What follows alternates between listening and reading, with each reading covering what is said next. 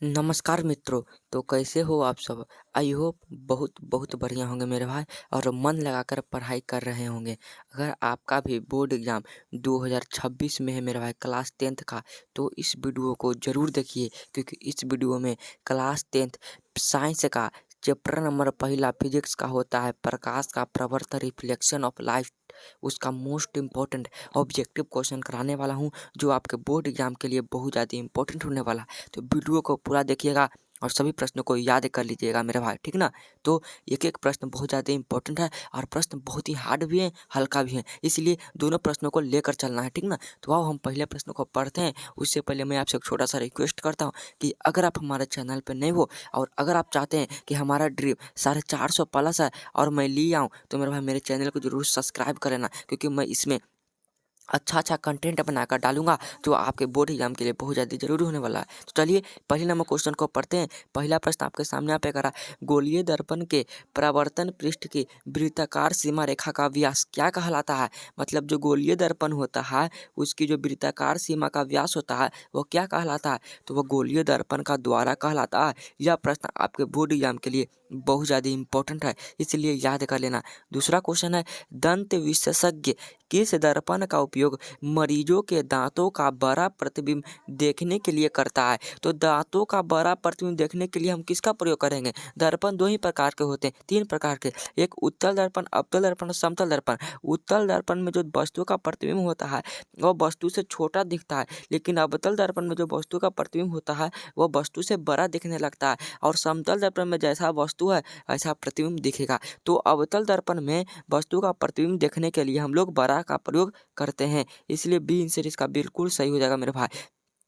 अगला प्रश्न आपके सामने यहाँ पे करा कि यदि किसी बिंब का प्रतिबिंब का आवर्धन ऋणात्मक है तो उस प्रतिबिंब की प्रकृति क्या होगी? ऋणात्मक है, इसका मतलब वह कौन दर्पण है? तो अवतल दर्पण है, ठीक ना। अब अवतल दर्पण में कैसा प्रतिबिंब बनता है? तो वास्तविक और उल्टा बनता है मेरे भाई, ये आंसर बिल्कुल सही हो जाएगा, ठीक है। अगला क्वेश्चन आपके सामने यहाँ पे करा, निम्नलिखित में कौन उत्तल दर्पण की फोकस दूरी है जिसकी वक्रता त्रिज्या 32 सेंटीमीटर है? तो ये बराबर तुमको एक फार्मूला मालूम होगा, R/2। और उत्तल दर्पण पूछ रहा यानी R पॉजिटिव होगा, तो 32 सेंटीमीटर त्रिज्या दिया हुआ है, बटे 2 से भाग लगाएंगे तो 16 सेंटीमीटर किस में होगा? प्लस में होगा। उत्तल दर्पण में फोकस दूरी धनात्मक होती है तो प्लस 16 सेंटीमीटर हो जाएगा। अगला प्रश्न आपके सामने करा मेरे भाई, प्रवर्तन के नियम से निर्धारित तो होता है, तो प्रवर्तन के नियम से आपतन कोण और प्रवर्तन कोण दोनों निर्धारित होता है, इसलिए ये आंसर इसका बिल्कुल सही हो जाएगा। अगला प्रश्न आपके सामने करा, यहाँ पे देखो रेगुलर है, आप आराम से पढ़िए और सभी प्रश्नों को याद कीजिए कि क्या पता कि आपके 2026 बोर्ड एग्जाम में हाई लेवल का क्वेश्चन पूछते हैं, इसलिए मैं इस वीडियो में क्वेश्चन हल्का भी है और बाहर से भी क्वेश्चन मंगाया हूँ, जिससे आपको देखो थोड़ा सा दंग मच होगा, लेकिन उसे याद कर लेना, ठीक ना। हवा निर्वात में प्रकाश की चाल होती है, तो मेरे भाई निर्वात में प्रकाश की चाल सबसे अधिक होती है, ठीक ना। और कितनी होती है? तो 3 × 10⁸ मीटर प्रति सेकंड होती है, 3 × 10⁸ मीटर प्रति सेकंड होती है, ये आंसर बिल्कुल सही हो जाएगा। प्रकाश किस तरंग का उदाहरण है? तो प्रकाश जो होता है मेरे भाई वह विद्युत चुंबकीय तरंग का उदाहरण है, बी आंसर बिल्कुल सही हो जाएगा। अगला क्वेश्चन 8 नंबर का रहा, यह प्रश्न मोस्ट इंपॉर्टेंट है, प्रकाश के प्रवर्तन के कितने नियम हैं? तो प्रकाश के प्रवर्तन के 2 नियम होते हैं, बी आंसर बिल्कुल सही हो जाएगा। किस दर्पण में बड़ा प्रतिबिंब बनता है? तो मेरा भाई अवतल दर्पण में बड़ा प्रतिबिंब बनता है। एक क्वेश्चन का जवाब मैं आपसे पूछना चाहता हूँ, उसका जवाब कमेंट में जरूर बताना। क्वेश्चन थोड़ा समझिएगा, अगर एक समतल दर्पण है, ठीक है ना, तो अगर किसी वस्तु का लंबाई मान लो 6 मीटर है, तो वह वस्तु अपना दर्पण में पूरा प्रतिबिंब देखना चाहता है, तो वह कितने मीटर का दर्पण होना चाहिए ताकि वह वस्तु 6 मीटर का लंबा वस्तु अपने प्रतिबिंब पूरा पूरा चेहरा देख सके, पूरा गोल से लेके मूरी तक का चेहरा देख सके? तो वह समतल दर्पण में कितना मीटर का प्रतिबिंब होना चाहिए? वस्तु 6 मीटर है, पूरा प्रतिबिंब देखने के लिए समतल दर्पण में कितने मीटर का मेरे भाई दर्पण लगा होना चाहिए? इसका जवाब अगर आप कमेंट में बताते हैं तो मैं समझता हूँ कि आपका प्रकाश का परिवर्तन पूरा बारीकी तरीके से क्लियर है, ठीक ना। चलिए अगला प्रश्न पढ़ते हैं। कमेंट में जरूर बताना मेरे भाई, मैं आपके कमेंट का जरूर इंतजार करूंगा। दर्पण में फोकसांतर एवं वक्रता त्रिज्या के बीच संबंध है। तो मेरे भाई जानते हैं एफ बराबर होता है R/2, यानी R बराबर हम बोलते हैं 2F, R बराबर 2F यानी F बराबर R/2। ऑप्शन नंबर सी होगा। अगला प्रश्न करा, सर्च लाइट का प्रवर्तक सतह क्या होता है? तो सर्च लाइट का प्रवर्तक सतह मेरे भाई उत्तल होता है, ठीक ना। दाढ़ी बनाने में कौन सा दर्पण उपयुक्त होता है? तो दाढ़ी बनाने में मेरे भाई अवतल दर्पण प्रयुक्त होता है। अगला क्वेश्चन आपके सामने करा कि दर्पण का सूत्र है तो 1/V प्लस 1/U बराबर 1/F होता है। तो इसका सही आंसर डी हो जाएगा। अगला प्रश्न है, कहता है कि किस दर्पण में केवल आभासी प्रतिबिंब बनता है? तो देखो भाई, आभासी प्रतिबिंब समतल दर्पण में भी बनता है और एक उत्तल दर्पण में भी बनता है। तो इसका सही आंसर डी हो जाएगा, या तो समतल हो या उत्तल हो, ठीक है। समतल दर्पण में प्रतिबिंब की प्रकृति क्या होगी? तो समतल दर्पण में हमेशा मेरे भाई आभासी तथा बराबर बनेगा। आभासी का मतलब होता है काल्पनिक प्रतिबिंब बनेगा, ठीक ना।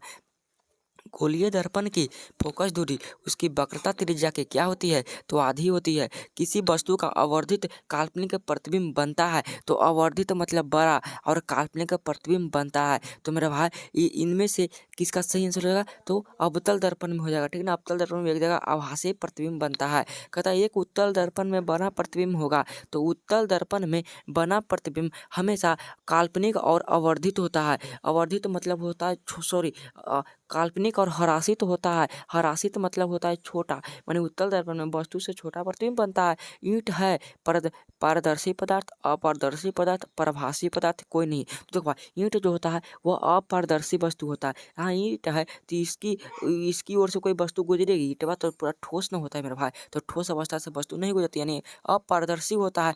हमारी आंखों को जो देख सकती है वे वस्तुएं होती है। तो मेरे भाई वो दीप्त हो या प्रदीप्त हो, सी आंसर बिल्कुल सही हो जाएगा। कहता है एक मनुष्य समतल दर्पण की ओर 3 मीटर प्रति सेकंड की चाल से आ रहा है तो मनुष्य को दर्पण में आना प्रतिबिंब किस चाल से आता हुआ प्रतीक होगा? तो मेरे भाई अगर 3 मीटर से आ रहा है तो वस्तु का प्रतिबिंब 6 मीटर से आएगा, ठीक है। संयुग्मी फोकस संभव है केवल संयुग्मी फोकस जो है, यह प्रश्न नया है और इसे याद कर लेना। संयुग्मी फोकस संभव है, जो संयुग्म में फोकस होता है वह किस में संभव है? तो अवतल दर्पण में संभव है। एक उत्तल दर्पण की फोकस दूरी 20 सेंटीमीटर है तो इसकी वक्रता त्रिज्या होगी। 23 नंबर क्वेश्चन का जवाब कमेंट में बता देना। यदि किसी वस्तु को एक दर्पण के सामने निकट रखने पर प्रतिबिंब सीधा बने किंतु दूर रखने पर उल्टा बने तो प्रतिबिंब होगा। तो मेरे भाई देखो, दर्पण के सामने निकट रखने पर प्रतिबिंब सीधा और दूर रखने पर प्रतिबिंब उल्टा बने तो कौन सा दर्पण होगा? तो वह केवल अवतल दर्पण ही होगा, ठीक है। किसी दर्पण के सामने आप चाहे जितनी दूरी पर रखे खड़े हो आपका प्रतिबिंब सीधा ही बनता है। तो सीधा ही बनता है इसका मतलब वह केवल समतल दर्पण है, ठीक है, ठीक है। कहता है कि यदि किसी वस्तु को एक दर्पण के सम्मुख किसी भी दूरी पर रखने से उस वस्तु का प्रतिबिंब सदैव सीधा एवं छोटा बनता हो तो वह दर्पण होगा। तो सीधा और छोटा का नाम ले लिया तो वह उत्तल दर्पण ही होगा। कहता है उत्तल दर्पण से प्रतिबिंब सदैव बनता है तो उत्तल दर्पण से हमेशा मेरे भाई प्रतिबिंब कहीं भी बन सकता है। इसका सही आंसर बिल्कुल इसी हो जाएगा। ध्रुव तथा फोकस के बीच बनता है, प्रतिबिंब सदैव बनता है यानी बराबर बनता है, ठीक है। किसी दर्पण को हम तभी देख पाते हैं जब वह वस्तु प्रकाश को क्या करती है? परावर्तित करती है। परावर्तित का हम परावर्तन जब पढ़ ही रहे हैं तब प्रकाश के परावर्तित करें तभी तो वस्तु को देख पाएंगे।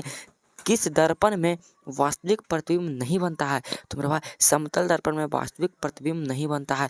लास्ट क्वेश्चन आपके सामने मेरे भाई 30 नंबर कथा, अवतल दर्पण के फोकस से चलती किरणें परावर्तन के बाद कहाँ जाती है?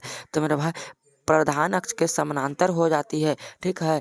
तो मैंने यहाँ से 30 क्वेश्चन करा दिए प्रकाश के परिवर्तन से, ठीक ना। तो मैं उम्मीद करता हूँ कि आपका 30 में 30 सही होगा मेरे भाई।